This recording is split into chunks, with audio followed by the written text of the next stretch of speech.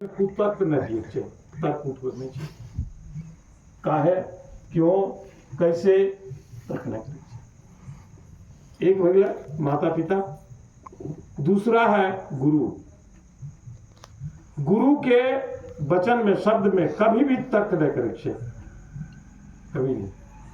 कहा कि गुरु जो है ना मात्र एक गुरु है जो आपको तत्व ज्ञान दे सकता है, बाकी दुनिया में किसी का सामर्थ्य नहीं है। चाहे जितना यज्ञ कर लीजिए, जितना पढ़ लीजिए, जितना पीएचडी कर लीजिए, चाहे जो कुछ कीजिए, तत्व ज्ञान गुरु ही दे सकते हैं, दूसरा कोई नहीं।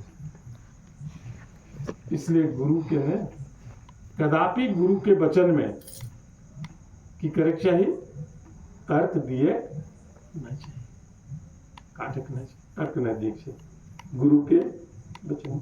और तीसरा जो है चौथा शास्त्र के वचन में। शास्त्र जो वचन